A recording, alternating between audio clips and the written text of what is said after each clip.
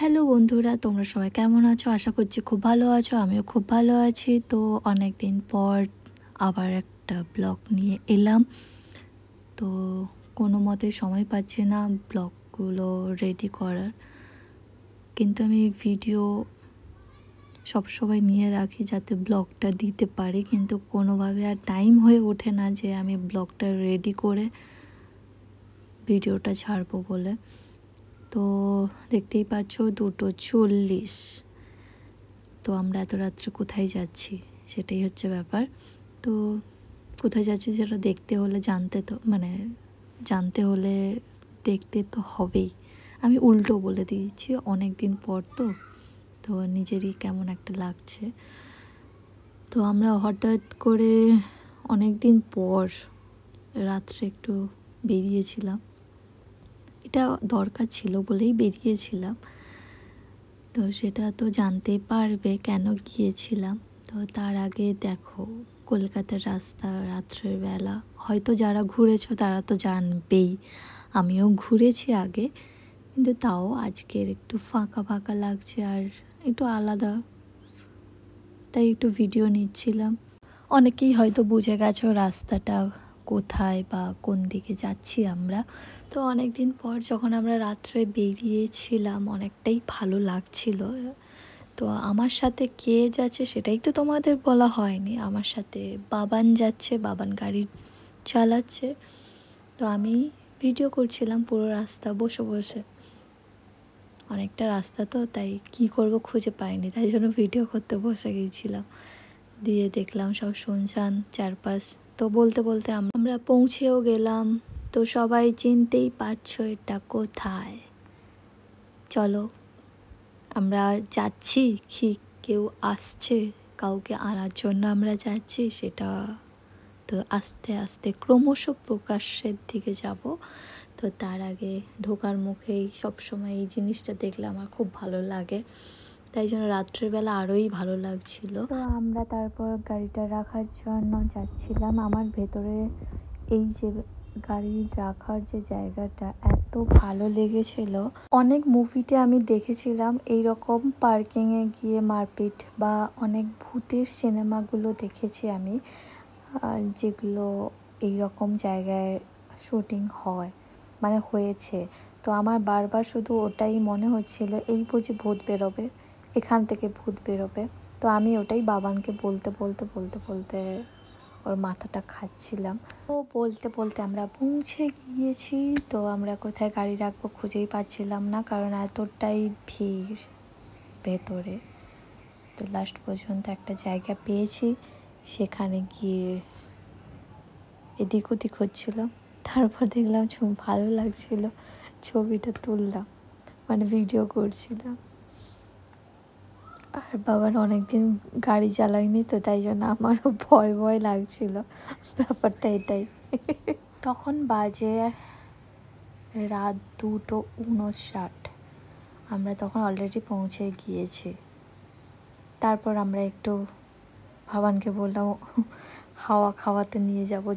তো তারপর আমরা গাড়িটা রেখে ওপরের দিকে গেলাম। দিয়ে ওখানে একটু চারপাশটা ঘুরলাম, কারণ ওপরে একটা পার্ক আছে। তো ওই পার্কটা অনেক সুন্দর, মানে খুবই ভালো লাগে। যারা গেছো হয়তো তারা তো জানবেই, যারা যাওনি তারা একবার কখনো ওপরের দিকে গিয়ে ওখানে যাবে, বা কারোর জন্য কাউকে যদি আনতেও যাও তো ওই ওপরে গিয়ে ওয়েট করবে, খুব সুন্দর। আর এই ফুলগুলো চারপাশে লাগিয়েছে, আমার তো বেশ সুন্দর লেগেছে। এবার তোমাদের কার কি ভালো লাগে সেটা তো আমি জানি না, তবে এই ফুলগুলো কি নাম সেটা আমি জানি না, অনেক বনে জঙ্গলে হয়ে থাকে, কিন্তু আমি এখানে গিয়ে দেখলাম কি সুন্দর গাছগুলোকে ধারে ধারে লাগিয়েছে, মানে খুব ভালো লাগছিল। আর ইয়েলো কালারের তো পুরো গাছ ভর্তি করে ফুলটা হয়েছে। তারপরে আমি গিয়েছিলাম ওই সাইডের দিকে, বাবানের টয়লেট পেয়েছিল বলে টয়লেট করতে গিয়েছিল, আর আমি তখন আমার ছায়ার সাথে একটু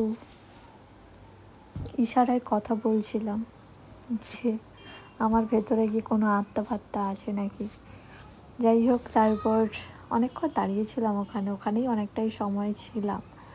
দুজনে মিলে অনেক গল্প, অনেক কথা সব একদিনেই বলে ফেলেছি মনে হয় সমস্ত কথা। কারণ অনেকটা আগে আমরা পৌঁছে গিয়েছিলাম, কারণ হলদিয়া থেকে যাওয়ার সময় এই সাঁতরাগাছি বলো আরও কিছু কিছু জায়গায় এতটা পরিমাণে ট্রাফিক জ্যাম হয়, যার জন্য মানে ওখানেই 1-2 ঘন্টা, 2.5 ঘন্টা, 1.5 ঘন্টা করে একদম কাটিয়ে দেয়। তো সেই ভয়েই আমরা অনেকটাই আগে বেরিয়ে গিয়েছিলাম। আর বাবানের টাইম টু টাইম ঢুকতেই হবে। আর মেন যাদেরকে আনতে গিয়েছিলাম, তো তারা আমাদের জন্য ওয়েট করবে, সেটা ভালো দেখাবে না, সেই জন্যই আমরা একটু ভোর ভোর চলে গিয়েছিলাম। কিন্তু ফ্লাইটটা অন টাইমেই ছিল, আমরা ভেবেছিলাম লেট হবে। তো যাই হোক, ওখানেই অনেকটা সুন্দর লাগছিল বলে একটু বনে জঙ্গলে, এটা হচ্ছে টয়লেটের পাশেই, মানে বাবান টয়লেট করতে গিয়েছিল, আমি গাছের নিচে এরকম নাচছিলাম। তো যাই হোক, তারপরে আমরা চলে গিয়েছিলাম গেটের কাছে, কারণ ফ্লাইট অলরেডি নেমে গেছে। তো ওনারা আসছেন, কারা আসছে সেটা তো দেখতেই হবে, তোমাদেরকে দেখাবো, দাঁড়াও। উত্তম সুচিত্রা, এই দেখো আসছে আসছে আসছে, সরে যাও, সাইড দাও। এই দেখো টাটা অলরেডি করে দিয়েছে, এই হচ্ছে উত্তম সুচিত্রা। আসলে আমরা গিয়েছিলাম এনাদের আনতে, এনারা হচ্ছেন বাবানের মা বাবা। তো ওনাদেরকে আনার জন্যই আমরা এয়ারপোর্টে গিয়েছিলাম কলকাতায়। তারপর আমরা আবার গাড়িতে উঠে পড়লাম, ব্যাগগুলো তুলছে বাবান পেছনের দিকে। তো আমি একটু ভাবলাম একটু ভিডিও করে নেই। তো ওনাদের ফ্লাইটটা ছিল একটু ভোরের দিকেই, তাই জন্য আমরা এত তাড়াতাড়ি, মানে এত রাত্রে আমাদের যেতে হয়েছিল, নাহলে ওনারা তো বয়স্ক মানুষ, তো ওনারা দাঁড়িয়ে থাকবেন, সেই হিসেবে আমরা তাড়াতাড়ি রাত্রেই বেরিয়ে পড়েছিলাম। তো ফ্লাইটটাও অন টাইমে ছিল, কোনো লেট করেনি। তারপর আমরা বেরিয়ে পড়লাম বাড়ির দিকে। বাড়ি যেতে যেতে ভোর হয়ে গিয়েছিল। তো রাস্তায় যতটুকু প্রচুর আমরা গল্প করেছি। আমরা ভীষণ একসাথে থাকলে একটু বেশি গল্প হয়, কারণ বাবা মারা ওখানে কি করে কি না করে সেইগুলোই একটু বলে, আলোচনা করে, গল্প করে, বলে, ওনারাও খুশি হন, আমাদেরকেও যখন বলে আমরাও শুনতে আমাদেরও ভালো লাগে। তো এতটা রাস্তা এমনি কীভাবে যে কেটে গেল আমরাও বুঝতে পারলাম না, কারণ রাত থেকে ভোর হয়েও গেল, কখন হয়ে গেল বুঝতেই পারলাম না। আমরা একটুও ঘুমোইনি পর্যন্ত, শুধু গাড়িতেই গল্প করতে করতেই চলে এলাম। এই দেখো 4:28 আমরা তখন বেরিয়েছি। দেখতে দেখতে সকালও হয়ে গেল। সকালটা যে কখন কিভাবে কাটলো বুঝতেই পারলাম না সময়টা।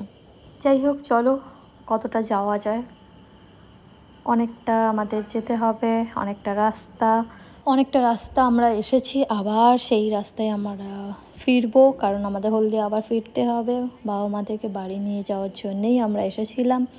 তো চলো, সকাল তো হয়েই গেল, ভোর, তখন 5টা কত একটা দেখলাম। তো তারপর আমরা অনেকটা যাওয়ার পর সবাই ক্লান্ত হয়ে গেছে, গল্প এত করেছে, সবার এবার একটা ব্রেক দরকার। তো সবার সকাল মানেই তো চা, আমি অবশ্য চা খাই না, তো আর বাকি যারা ছিল তারা সবাই চা খেয়েছে, আবার একটা করে চা খায়নি, সবাই 3টে করে চা খেয়েছে, এতটা পরিমাণে চা খায়। যাই হোক, তো আমি একটু চায়ের ভিডিও নিচ্ছিলাম। তারপর আর আমি খেয়েছিলাম ডিমের টোস্ট, আমার জন্য ডিমের টোস্ট নেওয়া হয়েছিল, তবে 2টো টোস্ট নেওয়া হয়েছিল, মা তো খাবে না, বাবা খেয়েছিল, আমি খেয়েছিলাম, আর বাবান খেয়েছিল। তারপর দেখলাম হঠাৎ করে ওই দোকানটার পেছনেই দেখলাম জবা ফুলের পুরো ভর্তি বাগান। তো আমি ভেবেছিলাম 2টো কুঁড়ি আর ফুল তুলবো, তারপরে নিচে দেখলাম জলে থই থই করছে, এত কাদা, তাই আর নিচে নামলাম না। বাবান বলেছিল যে তুলে দেবে ফুল, আমি বললাম কোনো দরকার নেই। তারপর দোকানের একজন বলেছিল যে তুলে দেবে, আমি তাও বললাম, মাও নাও বলল কোনো দরকার নেই। তারপর আমরা আবার বেরিয়ে পড়লাম। ওই দেখো পেছনে উঁকি দিচ্ছে, সূর্যটা আস্তে আস্তে উঠছে আর আমরা আস্তে আস্তে বাড়ির দিকে রওনা দিচ্ছি। তো আজ এই পর্যন্ত, আবার দেখা হচ্ছে পরের ব্লগে। টাটা।